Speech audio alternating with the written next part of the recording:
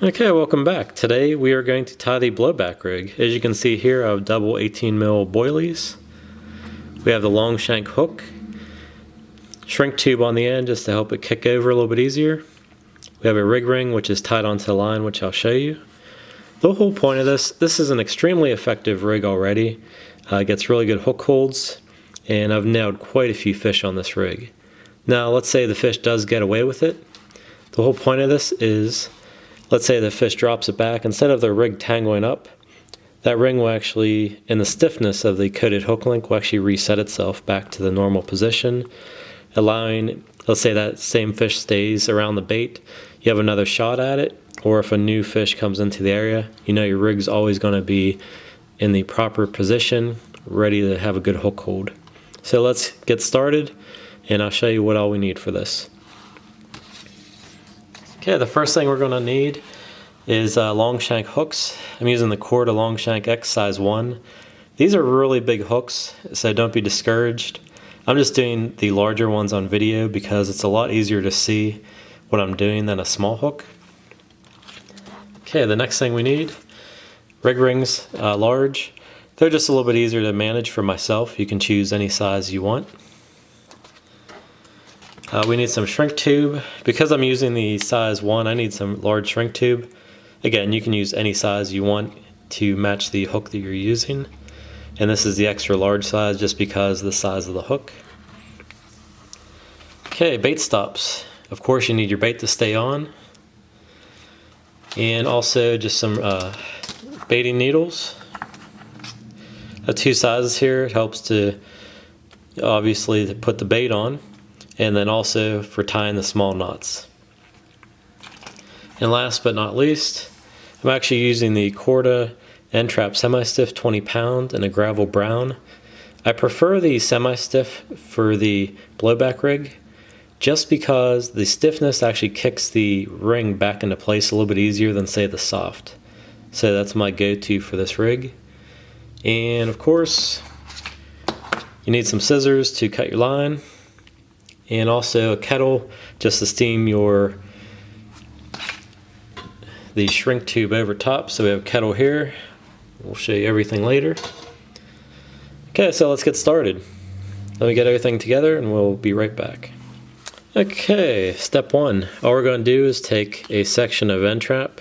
You can choose the length you want to use. I'm going to do about 15 inches. And then just cut that off. As you can see, this curls up. If we hit this with steam, it'll be nice and straight, so you know your rig's going to lay flat on the bottom. And I'm using an 18mm boilie, a single one. So all I'm going to do is an overhand loop just to hold that on the end there. And again, like I said, with the baiting needles, it can help to assist you tying these little loops.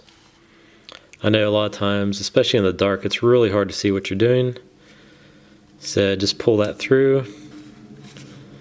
And because there's not actually going to be any force on this, I didn't wet that down. I know somebody asked that in my last video. You don't really have to wet down. You can use a figure 8 knot. You can do an overhand. It's really your own preference.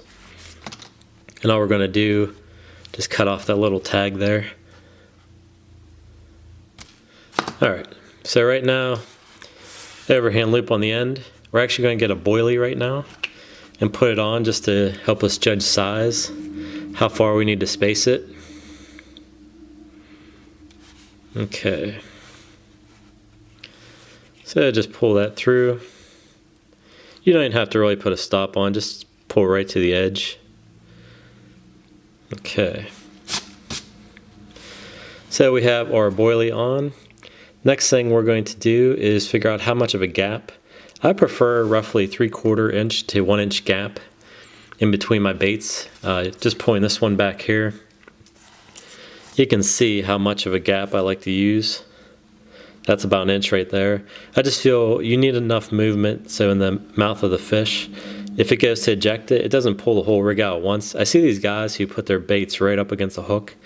Well, when the fish ejects it, everything goes at once, and it's kind of deems your rig useless.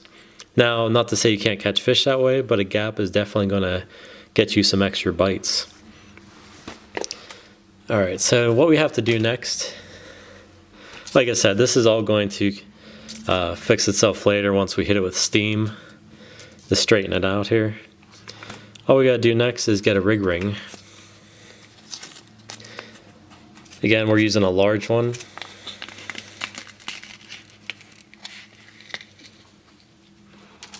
A couple came out there.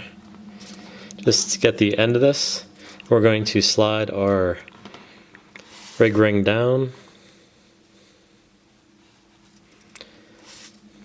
and just slide that down. Now at this point we're going to try figuring out our gap. And when you put the hook on, let's get back to this original one, you can see we're trying to get it like right where it starts to bend over.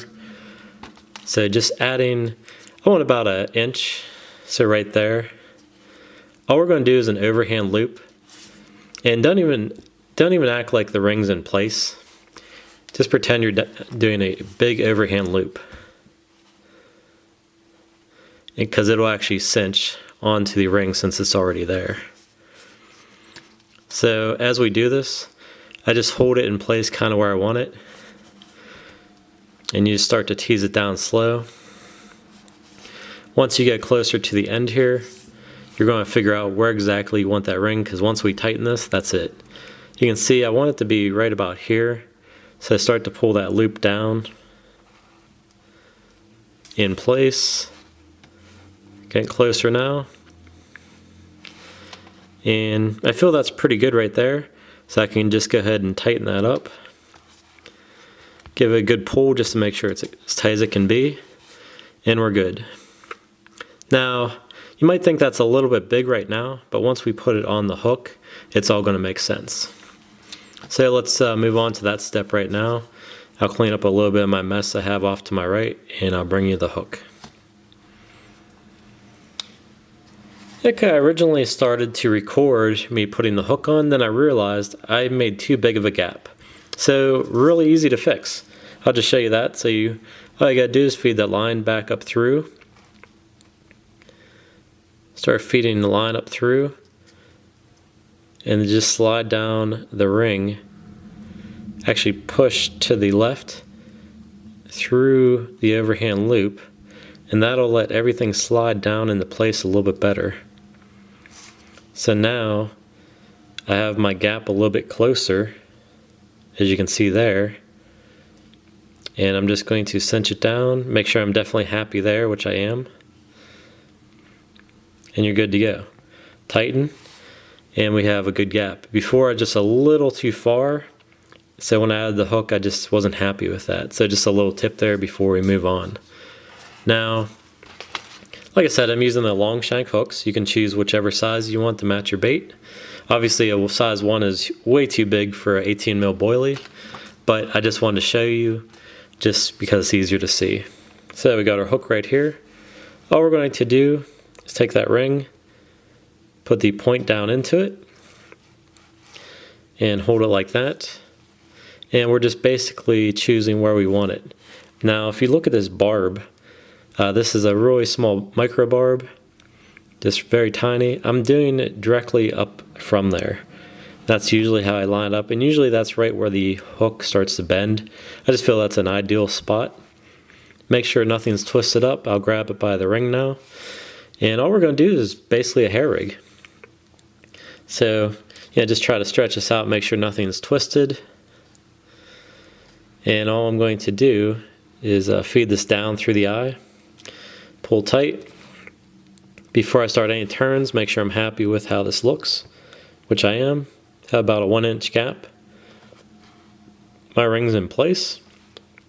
I'm going to do about 5 to 6 turns. Again, just like a hair rig, you can choose however many you want to do. And I'm starting on this back side because that's where there's no weld.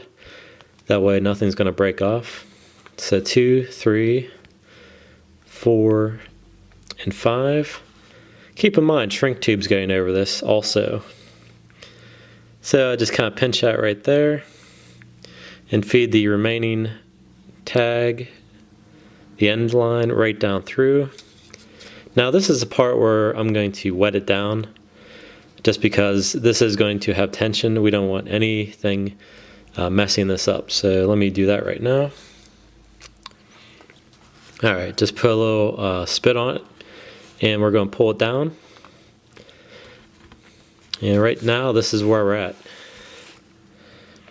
So you can see the boilie on the end, nice 1-inch gap. Got the ring directly above the barb, right where it starts to bend over. And just like a hair rig, we tied it off there. Now before we get too far, I'm going to get my shrink tube. And like I said, I'm using the really big size, but match whatever hook you're going to use. And I just cut this in half, so it's about 1.5 inches long. And we're just going to feed this down through the line. So what we're going to do, just slide this over. Sometimes it helps to put a little spit on just to get over that line easier. And we're just going to do it slightly over our line.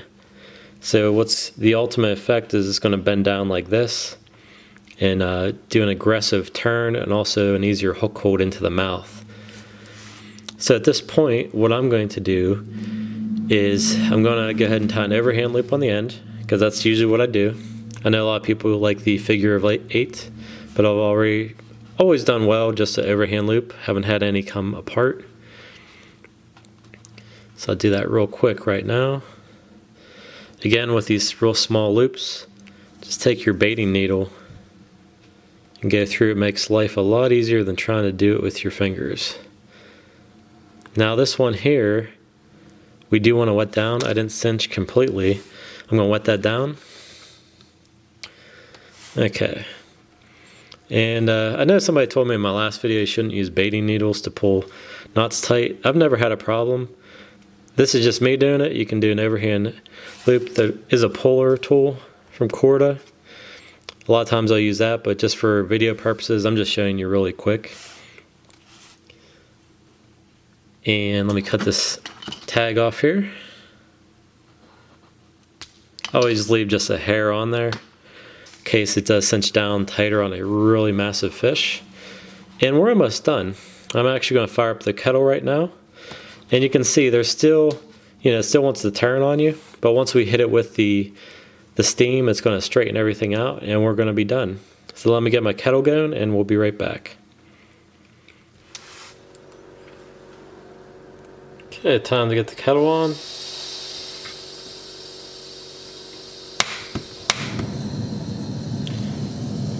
Kettle on here. Alright, we'll bring this to a boil and then we can steam down our baits. So we'll be back here in a few minutes. Alright, we're just about ready here. I'm going to go ahead and turn the heat down a little bit. Turn this to the front so you can see what we're doing. Oops. Too close to the camera. Okay, right now all we're going to do is figure out what angle we need and just steam that over.